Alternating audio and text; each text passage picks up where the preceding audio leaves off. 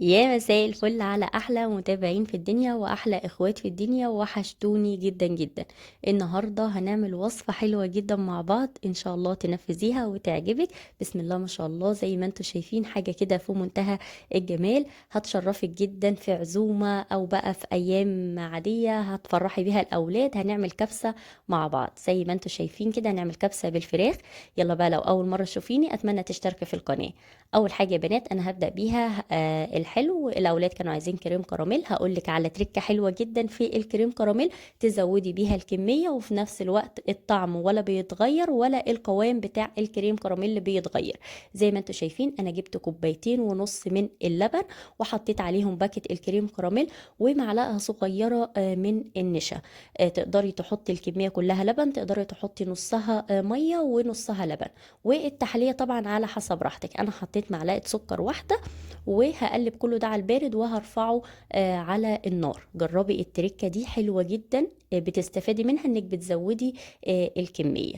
بعد كده بقى يا بنات هصبه بقى في القوالب بتاعتي وهتسيبيه عادي خالص. انت حتى لو سبتيه بره في الجو ده هيجمد وهيكون تمام يعني.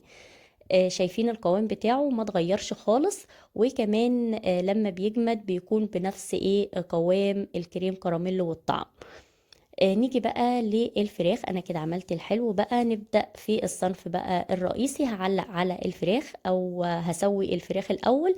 زي ما انتم شايفين الفراخ بتاعتي نظيفة ومتصفية كويس جدا. هشوحها بقى في معلقة كده سمنة مع زيت، واحط التوابل البودر بتاعتي: ملح وفلفل وبهارات فراخ وبهارات كبسة ورشة كده من القرفة. وهحمر في الفراخ بتاعتي لحد ما تتصدم كده من جميع الجوانب. وبعدين بقى هنزل بايه؟ بالبصلايه متقطعه مكعبات، مع طماطمايه متقطعه، مع جزرايه مبشوره، مع قرن فلفل حامي. مش موجود عندك قرن فلفل مش مشكله، ممكن تحطي سنه كده من الهريسه. وهتقلبي البصل والطماطم مع الفراخ بالشكل ده. وبعدين بقى هنحط التوابل الحصى بتاعتنا. التوابل الحصى: ورق لوري، لومي، عود قرفة، حبهان، قرنفل كده واحدتين كده من القرنفل. بس على كده. او مش موجود عندك كله ده، حط ورق لوري مع فصين حبهان مع واحدة لومي وخلاص على كده. وهنيجي بقى يا بنات المية السخنة، وهنطش بقى الكلام ده كله بالمية السخنة، وهنسيب الفراخ بتاعتي تستوي. مش هتاخد اي وقت. الفراخ هي كلها ايه يعني، اقول لك ايه، ربع ساعة مثلا، وخصوصا ان دي اوراق فهتستوي بسرعة. نيجي بقى نعمل سلطة الدقوس، بتبقى حلوة جدا مع الكبسة مع صراحة هي حلوة في أي وقت يعني. زي ما انتم شايفين الطماطم والثوم وقرن فلفل رومي، ممكن يكون قرن فلفل حامي، وشوية بقى من الكزبرة. وهتضربي كله ده ايه في الكبة زي ما انت شفتي، وتنعميه كويس جدا.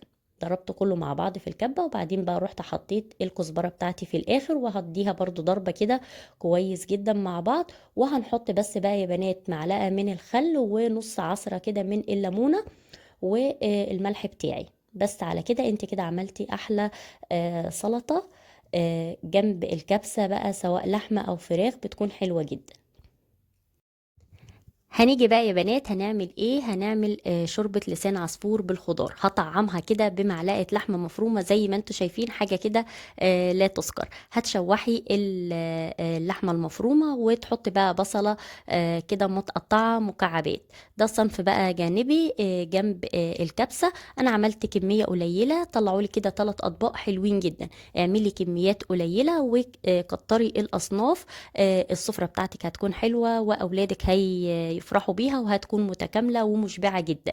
نزلت بقى بالخضار بتاعي: اي خضار انت حباه: بسله، جزر، واحده كوسه، فلفل الوان، فلفل اخضر، رومي، بطاطسايه كده في الاخر. كميات كده قليله، عايزه اقول لك شريحه كده مثلا من كل حاجه هتعملي طبق محترم يعني. وهنقلب كل الخضار ده مع بعضه، وهنحط بقى شوية شوربة مع شوية مية مع مكعب مرق، ونسيب الخضار يستوي مفيش 10 دقايق. هتبله بايه؟ بملح وفلفل بس كده، ورشة كده بسيطة جدا من جوز الطيب. وبعدين بقى انا كنت محمرة معلقتين كده من لسان العصفور، وبعدين اول ما الخضار بتاعي خلاص استوى هنزل بلسان العصفور ياخد غلوة، واطفي النار على كده وهو هيستوي من الحرارة. الوقت ده كله انا كده سويت الفراخ. الوقت اللي بيستوي في الفراخ كنت عملت السلطة وكنت عملت الشوربة، وادي بقى هعمل الرز زي ما انت شايفة. تغسلي الرز بتاعك كويس جدا لو بسمتي، واستخدميه على طول، ما تنقعهوش ولا اي حاجة. معلقة سمنة مع زيت، وبشرت جزراية وقرن فلفل كده، وشوحت الرز بتاعك كويس جدا لحد ما سخن، وزودته بقى بالشوربة بتاعة الفراخ. انا صفيت الشوربة، ما بستخدمهاش بالبصل ولا بالطماطم. وتطش بقى الرز بتاعك عادي، وتسيبيه لحد ما يستوي. كوباية الرز البسمتي عليها كوباية ونص من المية، وهنسيبه بقى عادي خالص يغلي، وتظبطي الملح بتاعه ويستوي. ونيجي بقى نغرف السفرة بتاعتنا. القمر ده زي ما انتوا شايفين، انا خدت طبعا الفراخ تحطيها تحت الشواية هتاخد لون، او في الاير فراير تدهنيها كده ممكن بمعلقة كاتشب، معلقة صلصة متخففة بملح وفلفل وشوية مية، اللي يريحك. وتحطيها تحت الشواية هتاخد لون، وتغرفي بقى الطبق بتاعك. بسم الله ما شاء الله حلو جدا. حمرت شوية مكسرات طبعا حسب امكانياتك، انا حاجة بسيطة جدا يعني، شوية زبيب مع لوز وخلاص على كده. وتزيني بيهم الطبق بتاعك، مفيش يبقى رشة كده من البقدونس. وتقدميه بقى على سفرتك لأولادك، حاجة كده في منتهى الجمال، مشرفة في العزومات. جربي الأصناف دي مع بعض، حلوة جدا ولايقين كده على بعض، السفرة بتكون متكاملة. وتقدري تستبدلي لسان العصفور بكام واحدة سمبوسة أو كوبيبة تقليهم. وادي شوربة لسان العصفور، بسم الله ما شاء الله جميلة. يا رب الفيديو النهاردة يكون عجبك وقدرت أفيدك، واستنيني في فيديو جديد.